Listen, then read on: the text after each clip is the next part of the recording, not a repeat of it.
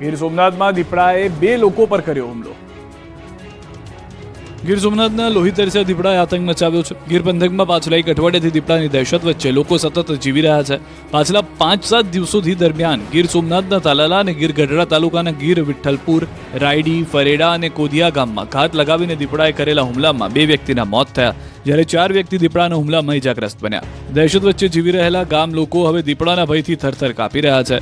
અચાનક એક જ અઠવાડિયામાં દરમિયાન દરરોજ દીપડાના હુમલાઓ સૌ કોઈને ચોંકાવી દીધા છે.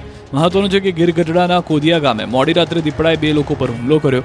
મોડી રાત્રે વાડી વિસ્તારમાં 2 અલગ અલગ જગ્યાએ દીપડાએ હુમલો કર્યો. દીપડાના હુમલામાં 44 વર્ષીય વ્યક્તિનું મોત થયું, જ્યારે અન્ય એક વ્યક્તિ હોસ્પિટલમાં સારવાર હેઠળ છે. ત્યારે આ અંગે સ્થાનિકોએ વન વિભાગ સામે ગંભીર આક્ષેપ કર્યા છે.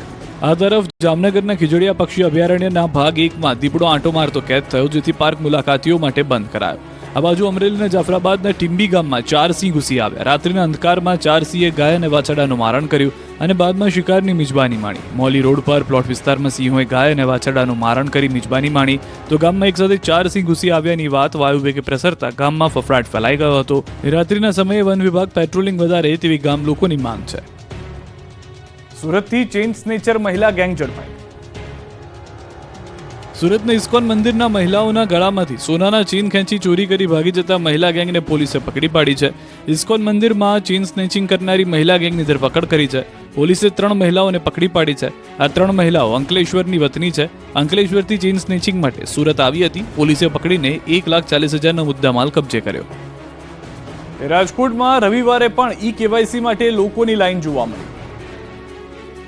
રાજકોટમાં ઈ-કેવાયસીનો કકળાટ હજુ યથાવત છે. ઈ-કેવાયસી માટે લોકો કામ ધંધા મૂકીને આ રીતે લાઇનમાં ઊભા રહેવા મજબૂર છે. ત્યારે રાજકોટમાં રવિવારે પણ ઈ-કેવાયસી માટે લોકોની લાઇન જોવા મળી. શહેરના નવા થોરાળા વિસ્તારમાં ઈ-કેવાયસી કેમ્પનું આયોજન કરાયું. આ વાત વાયુવેગે પ્રસરતા જ સવારથી લોકો મોટી સંખ્યામાં પહોંચી ગયા. સવારથી સેન્ટર પર લાંબી લાઈનો લાગી હતી.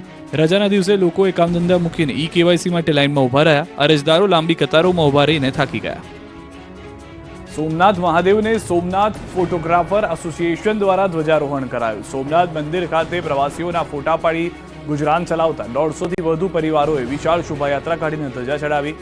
અવધૂતેશ્વર મંદિરથી સોમનાથ મંદિર સુધી વાજતે ગાજતે વિશાળ શોભાયાત્રા કાઢવામાં આવી હતી, જેમાં મોટી સંખ્યામાં ફોટોગ્રાફર જોડાયા હતા. છેલ્લા 7 વર્ષથી ફોટોગ્રાફર એસોસિએશન ભગવાનને ધ્વજા ચડાવાય.